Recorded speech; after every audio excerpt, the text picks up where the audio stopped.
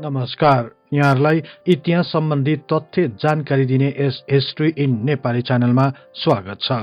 मानव सभ्यताको प्रारम्भदेखि नै मानिसहरूमा चित्रहरूप्रति विशेष रुचि रहेको पाइन्छ। ढुङ्गे युगमा मानिसहरूले गुफाका भित्ताहरूमा ठूल्ठूला ढुङ्गाहरूमा विभिन्न चित्रहरू कोर्ने गर्दथे। रङको खोज भएपछि चित्रहरूलाई पनि विभिन्न रङमा रङ्ग्याउन थालियो।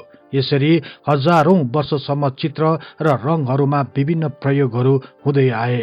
समयको लामो अन्तरालपछि यस विधामा प्रविधिको आगमन भयो। यो प्रविधिले चित्रलाई नयाँ प्रकारले परिभाषित गरिदियो र विश्वले सोच्दै नसोचेको नौलो उपहार प्राप्त भयो।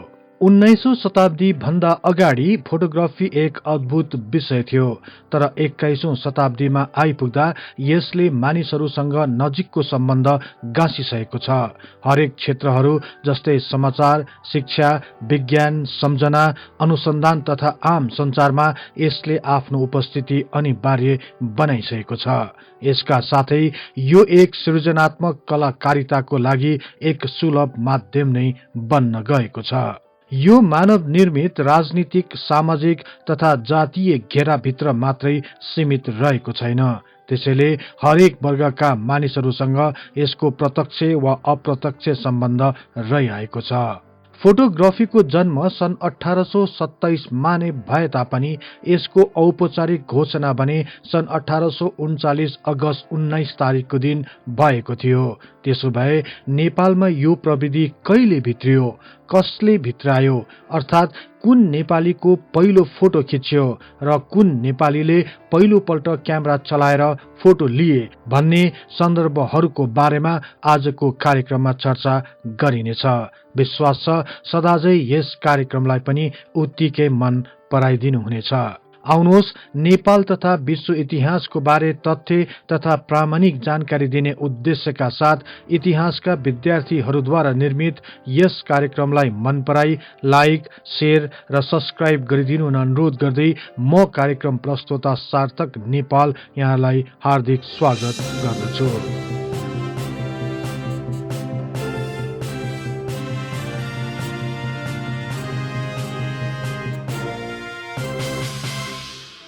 सन् 1827 मा फ्रान्सका निसेफोर निप्सले नयाँ प्रविधिबाट विश्वमा नै पहिलो तस्बिर बनाएको दशकौं वर्षपछि मात्रै नेपालमा फोटोग्राफीले प्रवेश गरेको पाइन्छ।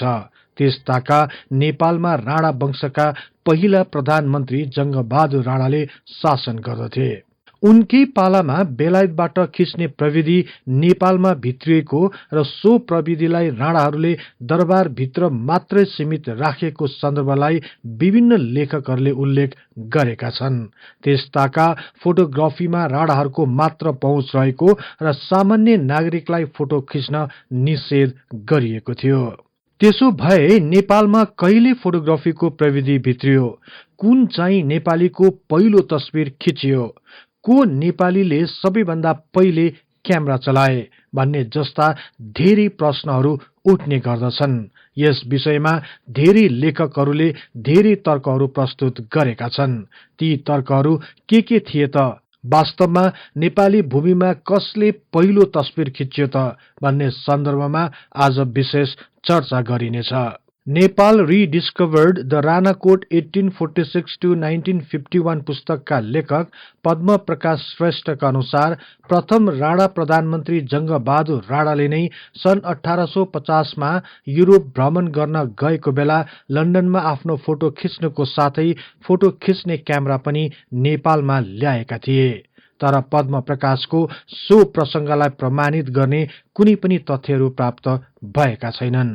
प्रधानमन्त्री जंगबहादुर राणा सन् 1850 को मध्यतिर युरोप भ्रमण गएको र सो भ्रमणको बेला फोटो नभएर एउटा रेखाचित्र कोरिएको प्रमाण भने भेटिएको छ। तर उनले बेलायतबाट फोटो खिच्ने क्यामेरा नेपालमा ल्याएको भन्ने सन्दर्भमा भने आजसम्म कुनै निश्चित प्रमाण भेटिएको छैन। सन् 1841 ताका नै लन्डनमा फोटो स्टुडियो खोलिसकिएको थियो।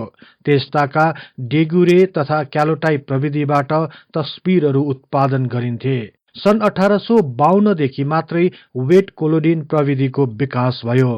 यस प्रविधि अनुसार ठूलो रसायन दलिएको ग्लास प्लेटलाई क्यामेरा भित्र राखी तस्बिर अंकित गरिन्थ्यो र सो ग्लास प्लेटबाट रसायनको माध्यमले धातुको पातामा प्रतिलिपि तयार गरी फोटो बनाइन्थ्यो।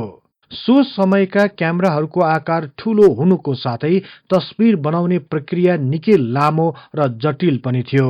त्यसैले जंगबहादुर राणाको पालामा ल्याइएको भनिएको क्यामेराको कुनै प्रमाणहरू नपाइएकोले सो क्यामेरा कस्तो प्रकारको थियो भन्ने सन्दर्भ उपयुक्त नहुने ठहर्दछ। त्यसो भए नेपालमा फोटोग्राफीको प्रविधि कहिले भित्र्यो त भन्ने प्रश्न अझै अनुत्तरित बन्न गयो। तर यस विषयलाई प्रत्युष वन्तले studies in Nepali history and सोसाइटीमा प्रकाशित आफ्नो लेखमा सन् 1992 मा जेपी लोस्टीद्वारा लिखित लेखलाई उद्धृत गर्दै लेख्छन्, नेपालमा पहिलो तस्बिर खिच्ने व्यक्ति नेपाली नभएर एक बेलायती नागरिक थिए। क्लेरेन्स कोमिन टेलर नाम भएका सो व्यक्ति सन् 1863 मा नेपाल आउँदा उनले नेपालमा केही तस्बिरहरू खिचेका थिए। उनका अनुसार सन् 1868 मा ब्रिटिश भारत सरकारको मातहतमा the people of India the races and tribes of Hindustan नामक पुस्तक प्रकाशित भयो। सो पुस्तकमा भारतका विभिन्न क्षेत्रहरूमा बसोबास गर्ने विभिन्न समुदायहरूको तस्बिरहरू संकलन गरिएको थियो। 8 वटा भोलुममा प्रकाशित सो पुस्तकहरूमध्ये भोलुम 2 मा भने नेपालका विभिन्न समुदायहरूको तस्बिरहरू संकलन गरिएको छ। नेपालका ती तस्बिरहरू भने क्लेरेन्स कोमिन टेलरले नै खिचेका थिए भन्ने कुरा पुष्टि भएको छ।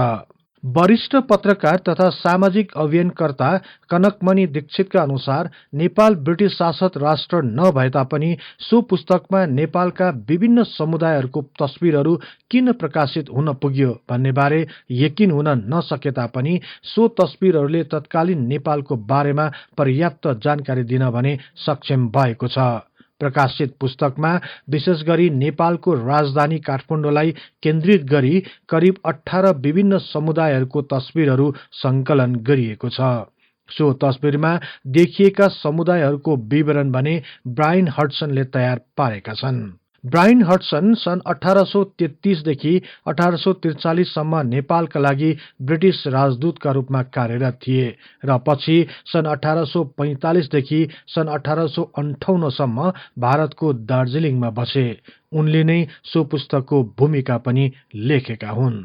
फोटोग्राफी दिग्दर्शनका लेखक शरद राईका अनुसार क्लेरेन्स कोमिन टेलरको जन्म सन् 1830 मा भारतको भेलोरमा भएको थियो। उनी सन् 1850 को अन्ततिर ब्रिटिश फौजमा भर्ना भए। सन् 1857 मा ब्रिटिश ईस्ट इन्डिया कम्पनी अन्तर्गत रहेको भारतीय फौजहरूले कम्पनी विरुद्ध विद्रोह गरे। सो सिपाही विद्रोहको घटनामा टेलर नराम्ररी घाइते भए। त्यसपछि उनी युरोप गए र पछि सन् 1860 मा फेरि भारत फर्के। भारत फर्केपछि उनले British governor sir George Saint Patrick लरेन्सको कार्यालय सहायक भएर काम गरे। यही समयमा उनी क्याप्टेनमा पदोन्नति भए र त्यस लगत्तै उनी नेपालका लागि ब्रिटिश इन्डियाका राजदूत जर्ज रामसेको सहायकको रूपमा नियुक्ति भए। सो समय ताका भारतको ब्रिटिश सरकारले भारतमा रहेका विभिन्न समुदायहरूको तस्बिर तथा विवरण संकलन गर्ने परियोजना सुरु गरे। यसै सिलसिलामा नेपालमा रहेका विभिन्न समुदायहरूको पनि तस्बिर संकलन गर्न नेपालमा रहेका ब्रिटिश प्रमुख व्यक्ति जर्ज रामसेलाई पत्रचार गर्यो। सुरुमा यस परियोजनाको लागि आनाकानी गरिएको भए तापनि पछि सहायक क्लेरेन्स कोमिन टेलरको फोटोग्राफी दक्षताको कारण यस परियोजनाको लागि समर्थन जनाइयो। यही समयमा टेलरले काठमाडौँ तथा यस वरिपरिका विभिन्न समुदायहरूको तस्बिर लिन थाले। सो पुस्तकमा प्रकाशित तस्बिर बाहेक पनि उनले अन्य तस्बिरहरू जस्तै काठमाडौँ दरबार स्क्वायर, पाटन दरबार स्क्वायर तथा स्वयम्भूको पनि तस्बिर लिएका थिए। यसपछि भने विभिन्न विदेशी फोटोग्राफरहरू नेपाल आई तस्बिरहरू लिएका धेरै उदाहरणहरू पाइन्छन्। जंगबहादुर राणाको त्यो बेला लिएका तस्बिरहरू पनि विदेशी फोटोग्राफरहरूले नै खिचेका हुन्। यसबाट के पुष्टि हुन्छ भने आजसम्म प्राप्त प्रमाणको आधारमा क्याप्टेन क्लेरेन्स कोमिन टेलर नै पहिलो व्यक्ति हुन् जसले नेपाली भूमिमा नेपालीहरूको तस्बिर लिएका थिए। त्यसो भए पहिलो नेपाली फोटोग्राफर को थिए त भन्ने प्रश्न पनि उठ्ने गर्दछ। यस सन्दर्भमा पनि विभिन्न लेखकहरूले विभिन्न तर्कहरू प्रस्तुत गरेका छन्। यस प्रश्नको सबैभन्दा भरपर्दो उत्तर पनि प्राप्त भएको छ। सन् 1877 मा तत्कालीन प्रधानमन्त्री तथा श्री 3 महाराज रणदीप सिंह र बडा महारानी हरिप्रिया देवीको एउटा तस्बिर खिचिएको थियो। सो तस्बिर लिने व्यक्ति कुनै विदेशी नभएर राणा परिवारका एक सदस्य थिए। उनी थिए डम्बर शमशेर। डम्बर शमशेर को थिए र उनले कसरी र कहाँ फोटोग्राफी सिके भन्ने सन्दर्भमा चेन्जिङ फेसेस अफ नेपालका लेखक सुजेन फोन द हेइदे लेख्छन्, डम्बर शमशेर जंगबहादुर राणाका कान्छा भाइ धीर शमशेरका छोरा हुन्। सन् 1875 तिर अर्थात उनी 16 वर्षको उमेरमा नै उनी नेपाली सेनाका क्याप्टेन बन्न सफल भए। उनी क्याप्टेन भएको 2 वर्षपछि नै अर्थात सन् 1877 मा जंगबहादुरको मृत्यु भयो। उनी पछि उनका भाइ रणदीप सिंह प्रधानमन्त्री तथा श्री 3 महाराज भए। यसको केही समय पछि नै 18 वर्ष पुगेका डम्बर शमशेर नेपाली सेनाको कर्णेलमा पदोन्नति भए। यही ताका उनले तत्कालीन महाराज रणदीप सिंह र बडा महारानीको तस्बिर लिएका थिए। डम्बर शमशेर सानै उमेरदेखि पेन्टिङ तथा संगीतमा विशेष रुचि राख्दथे, तर फोटोग्राफीमा कसरी अगाडि बढे भन्ने बारेमा त्यति जानकारी नभए तापनि नयाँ प्रविधि प्रतिको आकर्षणका कारणले यो विधाले आकर्षित गरेको हुन सक्छ भनी अड्कल लगाउन सकिन्छ। यसै सन्दर्भमा डम्बर शमशेरका नाति तथा समर शमशेरका छोरा तथा नाट्य सम्राट बालकृष्ण समका अनुसार सो समय ताका भारतका चर्चित फोटोग्राफरहरू स्यामुएल बर्न र चार्ल्स शेफर्ड बेला बेलामा नेपाल आउने गर्दथे र उनीहरूबाट नै डम्बर शमशेरले यो फोटोग्राफी विधा सिक्ने अवसर पाएका थिए। उनी अझ स्पष्ट पार्दै भन्छन्, राणा प्रधानमन्त्रीले आफ्ना सन्तानहरूलाई विभिन्न श्रेणीहरूमा विभाजित गर्ने क्रममा डम्बर शमशेरलाई ग श्रेणीमा पारिएको थियो। यसै कारणले उनका बुबा धीर शमशेरले उनलाई कुनै अन्य काम गर्न रु 10,000 दिएका थिए। सोही रकमबाट उनले बर्न र शेफर्डको सहयोगमा दरबारमा नै फोटो स्टुडियोको स्थापना गरे। डम्बर शमशेरले फोटोग्राफीलाई अझ विस्तार गर्न तथा यसमा अझ निपुण बन्न सन् 1896 मा बर्न र शेफर्डकै सहयोगमा कलकत्तामा सो समयका भारतका चर्चित फोटोग्राफर नील माधव दिनलाई पनि भेट गरेका थिए। यसै समयमा धेरै विदेशी पेन्टर तथा फोटोग्राफरहरूसँग डम्बर शमशेरको हिमचिम बढ्यो। सन् 1901 मा चन्द्र शमशेरले देव शमशेरलाई हटाई आफू सत्तामा आए। यसपछि डम्बर शमशेरको चन्द्र शमशेरसँगको सम्बन्धमा चिसोपना बढ्न गयो। यही कारण सन् 1908 तिर उनले सिंहदरबार जान छोड्नुको साथै फोटोग्राफीमा पनि त्यति सक्रिय भएर लागेनन्। तर उनका छोरा समर शमशेरले भने सो फोटो स्टुडियोलाई निरन्तरता दिए। यस प्रकार पहिलो नेपाली फोटोग्राफरको रूपमा डम्बर शमशेरलाई मान्ने गरिन्छ। यो समयमा नेपालका सर्वसाधारण नागरिकहरू भने फोटोग्राफीको पहुँचबाट धेरै टाढा थिए। कुनै पनि आम नागरिकले फोटो खिच्नु, फोटो बनाउनु तथा फोटो स्टुडियो खोली व्यापार गर्न निषेध गरिएको थियो। त्यसो भए आम जनताको तर्फबाट नेपालमा सबैभन्दा पहिले कसले फोटो खिच्यो त भन्ने प्रश्न पनि उठ्ने गर्दछ। यस सन्दर्भमा पनि नाट्य सम्राट बालकृष्ण समले आफ्नो लेखमा लेख्छन्, फोटोग्राफी विधालाई अगाडि बढाउने काम डम्बर शमशेरका छोरा समर शमशेरले पनि गरे। डम्बर शमशेर तथा वीर शमशेरका छोरा गेहेन्द्र शमशेरको संरक्षकमा पूर्णमान चित्रकारले फोटोग्राफी विधा सिक्न पाए। पूर्णमान चित्रकार सो समयमा चित्रकलामा नाम चलेका निपुण कलाकार थिए। उनी सो समयका प्रख्यात चित्रकार जुजुमानका छोरा थिए र आफ्नो बाबुबाट नै पूर्णमान चित्रकारले पनि चित्रकला सिक्ने मौका पाए। आफ्नो बुबासँगै उनी पनि दरबारमा चित्रहरू कोर्ने गर्दथे। दरबारको चित्रकार भएकाले राणाहरूसँग नजिकको सम्बन्ध बन्न गयो। यसै बेला उनको डम्बर शमशेरसँग सामिप्यता बढ्यो। उनले डम्बर शमशेरकै निर्देशनमा फोटोग्राफी विधालाई पनि नजिकबाट निहाल्ने मौका पाए। त्यसपछि उनलाई डम्बर शमशेरले आफ्नो फोटो स्टुडियोमा सहायकको रूपमा नियुक्ति गरे। उनले विशेष गरी फोटो प्रिन्ट गर्ने काममा सहयोग गर्दथे। नयाँ प्रविधिमा चित्र बनाउने विधामा उनी बिस्तारै निपुण हुँदै गए। अन्ततः उनले क्यामेरा चलाउने पनि मौका पाए।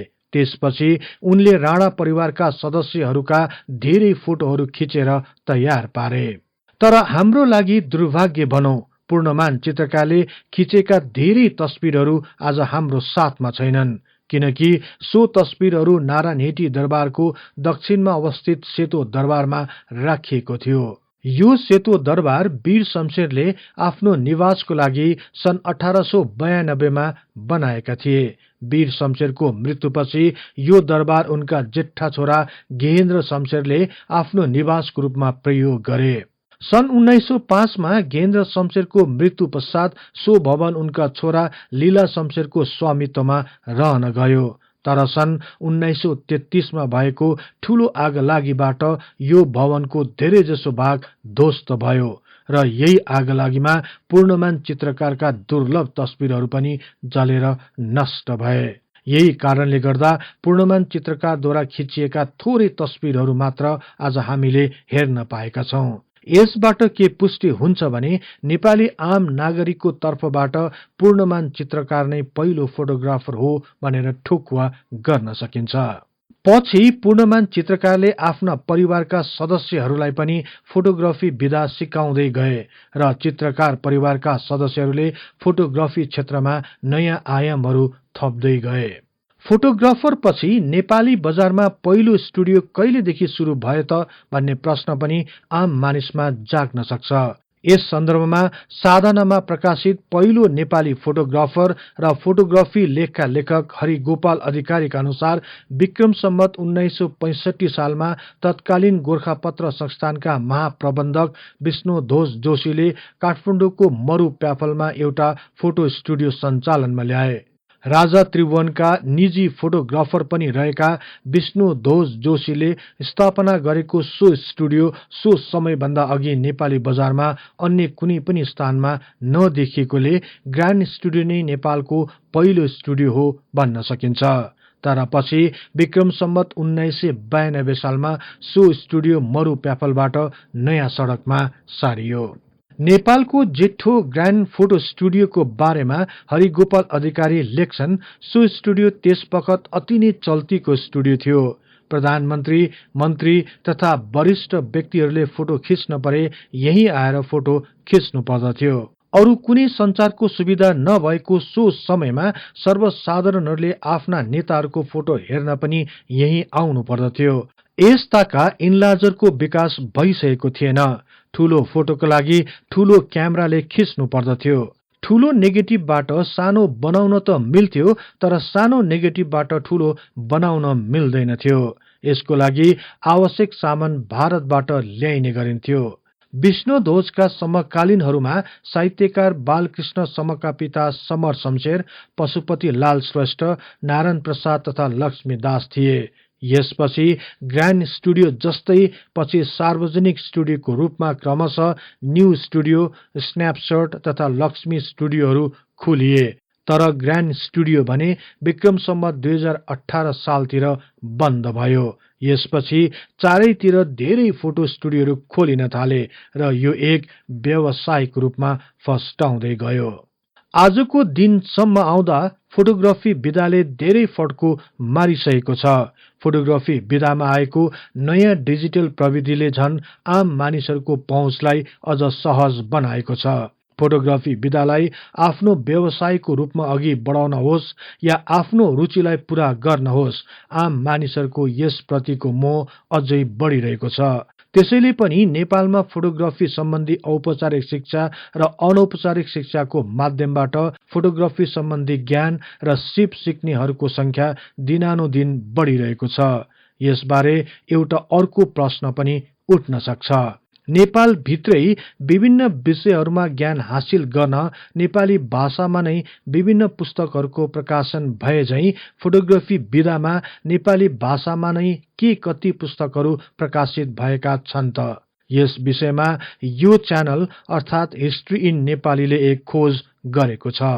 प्राप्त प्रमाण अनुसार नेपालको पहिलो फोटोग्राफी पुस्तक विक्रम सम्वत 2001 सालमा प्रकाशित भएको थियो।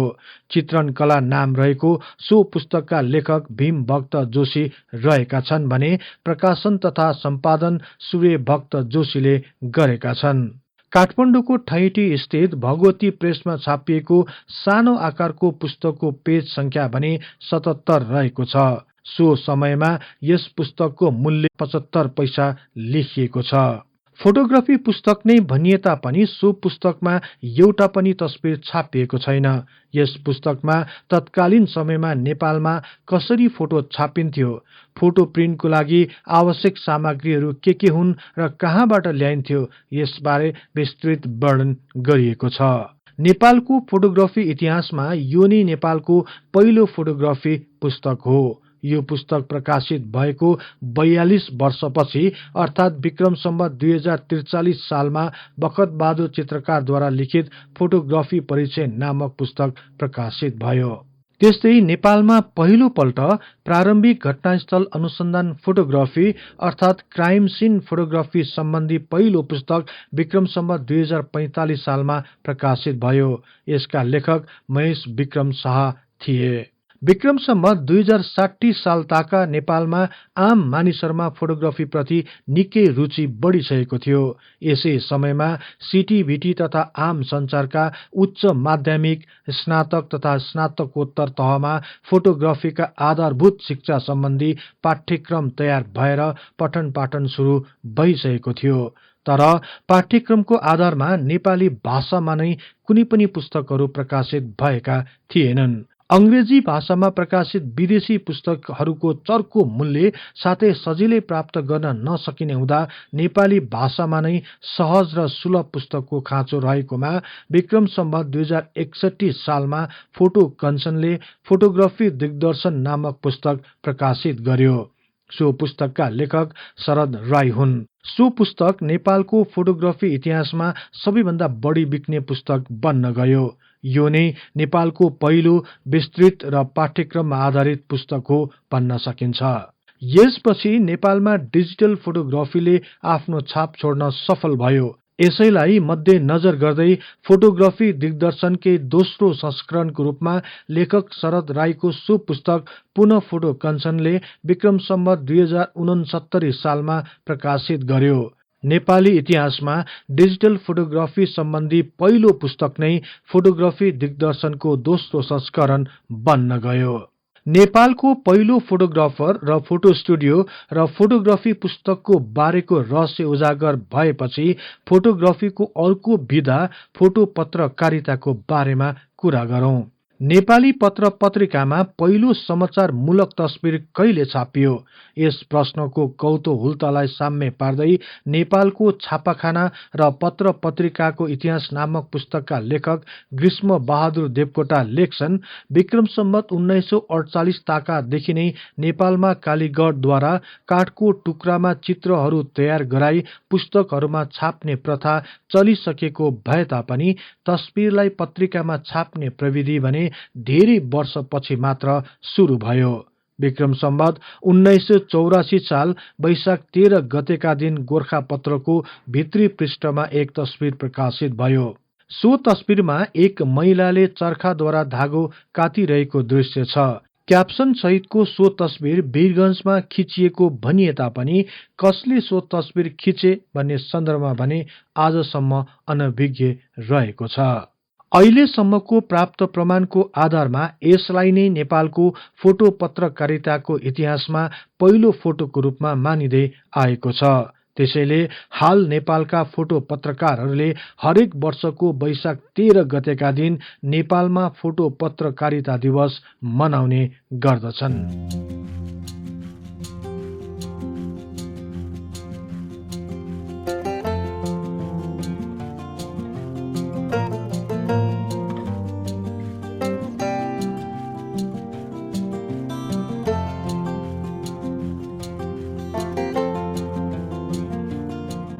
यो कार्यक्रम यहाँहरूलाई कस्तो लाग्यो? कृपया कमेन्ट बक्समा लेखी पठाउनुहोला। यस्तै रोचक तथा तथ्य इतिहासको लागि हिस्ट्री इन नेपाली च्यानललाई सदैव सम्झनुहोस्। इतिहासको कुनै पनि कालखण्डबारे तपाईलाई सुन्न र बुझ्न चाहना राख्नु भएको छ भने तल रहेको कमेन्ट बक्समा उल्लेख गर्नुहोस्। हामी सो बारे प्राथमिकताका साथ कार्यक्रम बनाउने नै छौं। जाँदा जाँदै यस च्यानललाई लाइक, शेयर र सब्स्क्राइब गर्दै बेल आइकनमा क्लिक गरी हाम्रो यो तथ्य इतिहासको बारे ज्ञान प्रसार गर्ने लक्ष्यलाई साथ दिनुहोस् भन्दै अर्को कार्यक्रममा फेरि भेट्ने बाचा गर्दै म सार्थक नेपाल बिदा हुन्छु।